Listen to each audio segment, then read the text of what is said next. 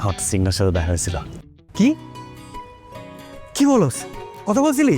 Propose করছস? হেলা করে হেলা 1 ডিগ্রি বাড়ায় বুঝোস। তো কি হয়েছে? কি আর হবে, আমি রিক্সা করে যাইতেছিলাম ইন্টারভিউ দিতে, হুট করে এসে রিক্সায় উঠে পড়লো, তারপর গিয়ে হাসপাতাল নাইমা গেল।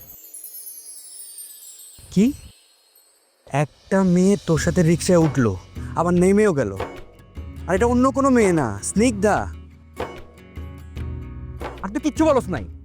আরে আমি কি বলবো, রিক্সা কি আমার? রিক্সা তো রিক্সাওয়ালা মামার, উনারও না, এই রিক্সা হলো মহাজনের। না ভাই, তোর দ্বারা কিছু হবে না, তুই এসব বাদ দে ভাই, এটা তোর কাজ না, বাদ দে।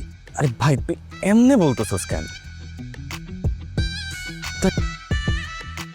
সেদিন না মেয়েটা এত কথা বললো রিক্সায় বসে, আমি হাঁ করে খালি তাকায় থাকলাম। এত সুন্দর করে কথা বলতে পারে একটা মেয়ে। মেয়েদের পাশে বসলে কখনো চুপ করে থাকবে না, অন্তত আমার মতো কথা পাগল মেয়ের সাথে তো একদমই চুপ করে থাকা যাবে না।